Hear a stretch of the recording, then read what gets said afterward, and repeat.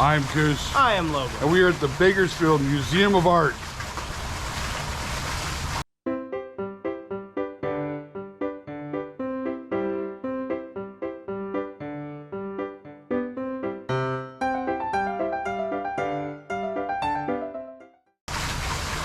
So right now is one thing that we have not experienced in a while here in Bakersfield, and it's rain. Yeah, it doesn't rain too much. It doesn't rain today. Today it's raining. There's supposed to be rain, I guess, what, through next week or something. But yeah, it should be interesting. We decided to come out here to the Bakersfield Museum of Art. It's been on our list to do for quite a while. And decided on this nice rainy California afternoon to come on over and check out some art. So here we are. Yep. So Logan and I are looking around different art here, which is pretty cool. Bakersfield Museum of Art is $10 per person, $5 for seniors and students. So, and it's a great little thing that you'll be able to walk around, take a look at some of the artistic vibes of what goes on in California and Bakersfield. So, it's really cool. I'm not talking really loud, mostly because there's a huge echo. Yeah, and it's a museum. And it's a museum, so we want to be a little respectful. But yeah, let's walk around and take a look at some of the things that they got on display. Some of this is pretty interesting to look at. It's like, you know. This is like what Jackson Pollock type art. Yeah. It's like abstract and whatever. Yeah, they call this one Expanded Renaissance. 1992. A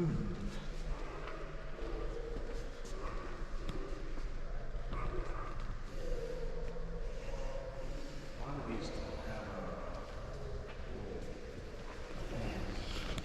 let's see, who made them out of that? Little plaques. Yeah. I think that one here, those are these two. I think that one over here goes with these two over here also. To save on space.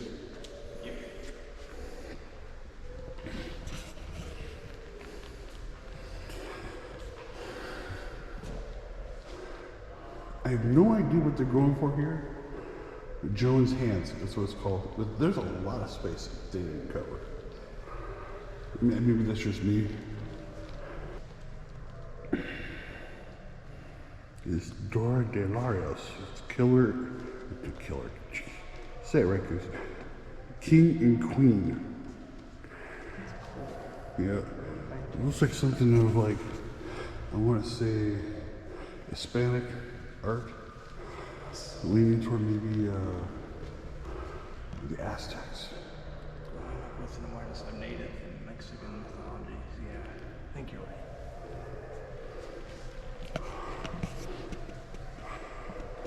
Still get through when I see Bill.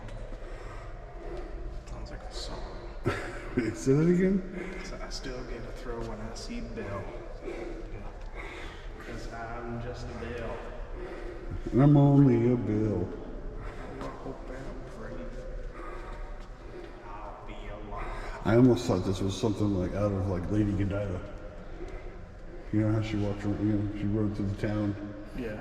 On a horse, bare naked. Yeah. Yeah, that's what kind of what I thought this would be inspired by. This looks pretty cool. This is, look at all the different, like, on this. This is nice. Let's see what's back here. Joan Quinn profiles. Joan Quinn, creator, writer, producer, and host of the Joan Quinn Profiles, a 30-minute interview program where Joan interviewed artists and explored other facets of Los Angeles culture, including fashion. That must be the video that's playing back there. That's gotta be it. There's a video back here that's playing here. I'll show you. That doesn't say what it was. Yeah. So you see there's this video back here.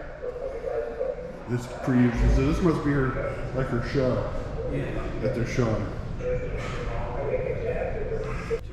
It's interesting because if you look at each one of these, they're the same, like, In my world, it would be like it's called the same shot, but it's in different aspects. It's like Andy Warhol. Yeah.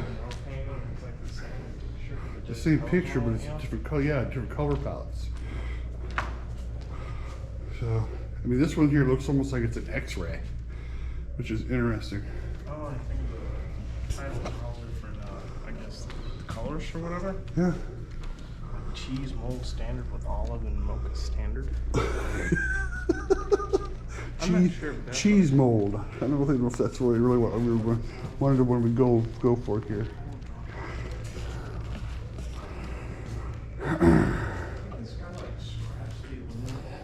This one's Ferris Gallery's Cool School. 1957 UCLA educator Walter Hopps and Beat Generation artist Edward Kindholz opened now the legendary Gallery Ferris Gallery in West Hollywood.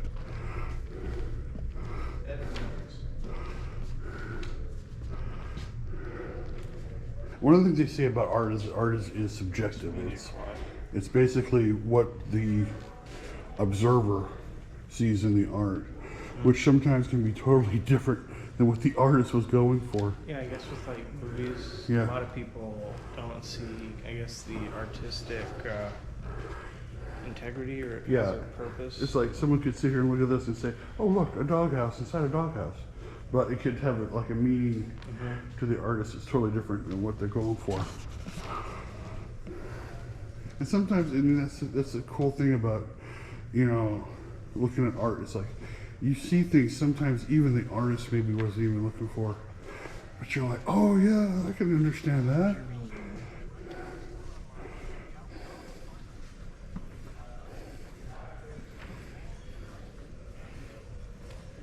This one's called Black Pebbles by Andy Moses. Did it in 1985.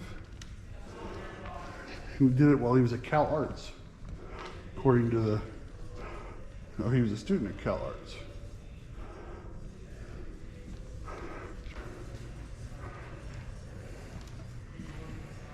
And this one here, it's like you gotta get up close to see this because it looks like, you know, you got this background here and you got this, like this paper. So from back here, it looks like it's a painting, you know, but when you get up close, you realize, oh, wait a minute. Torn canvas. A torn canvas. Interesting.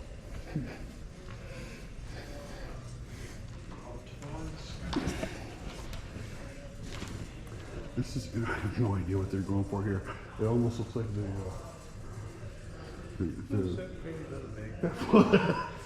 exactly what I was going for. Dude made a pig made his house fish, but with sticks. Three-quarter flags. Here's some cups that were made. The North of El Prado, the Fireworm Cup, Casper, and Mildred. And I couldn't tell you which one is which. Okay, man. Say that again? This one right here, Yeah? untitled. Said if you look at it straight on, it almost looks like a face. Oh, it is. I wonder if that's what they were going for. Probably. Trying to make a face out of it or a mask? Well, looking at hair is colored, so I assume that. Yeah. I thought that was interesting. Pretty cool. Oh, it's like, okay.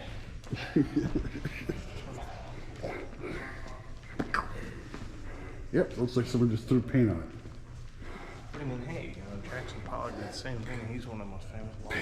Yeah, he is. Well, it all comes down to one other thing.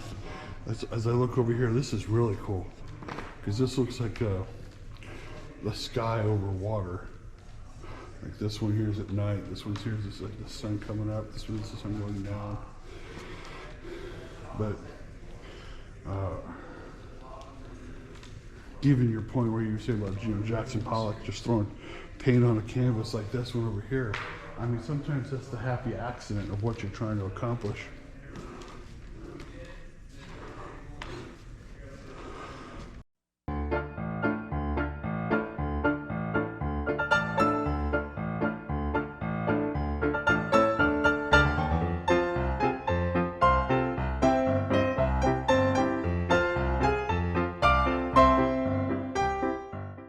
Say that again?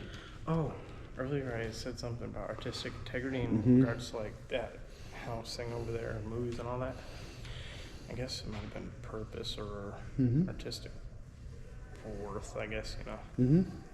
But, you know, when I watch something, I always try to see, you know, what they were going for and not just mindless exploitation stuff, you know. That's true. You probably wonder what in the world are we doing in here today, because usually when we go to museums, we're going to places like show history and talk about history, and it's like, and I get that, but sometimes you have to like step back and you got to look at the creative side of yourself. Some people, which a lot of people want to do, a lot of people like they get kind of bogged down in what it is they're doing, and they don't explore the creative juices they have inside them. And everybody has something creative that they do. It doesn't necessarily be painting or carving or writing or something. I mean, my wife's creative, but her creativity is like in the kitchen. I mean, she's kind of like, what would you say, almost like Martha Stewart, where she'll take Just make anything. just make almost anything. Give her any ingredients. She'll get something. She'll get something out of it. And it's like, it's amazing. It's like, you know, someone once told her, you know, her soup was so good she should have like her own little thing called Cindy's Soup Kitchen, where we always joke, oh yeah, that's exactly where she wants to go with this. But she's very creative and with what she does, and everybody has a creative side to them. You just gotta nurture it and bring it out. And this is just really cool. One of the reasons why we come around and we wanted to look at this today and just get inspired for some of the stuff that we like to do.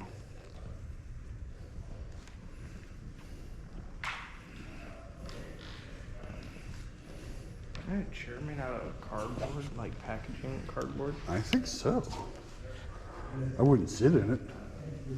Probably. That's what it looks like. You got a Yeah. package of boxes? Yeah, it does. Interesting. It's like at the Ripley's. Saw the Jimi Hendrix portrait made of guitar picks and the Michael Jackson portrait made of candy. Oh yeah. It's kind of like what that is. Yeah, it is.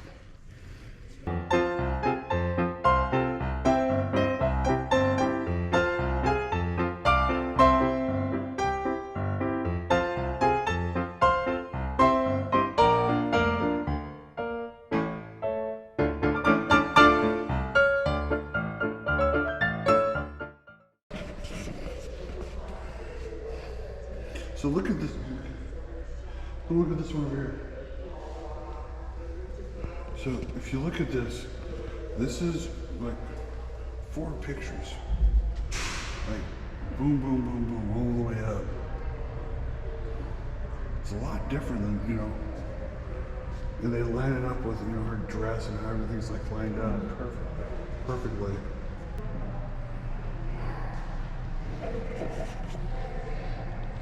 They look real serious here.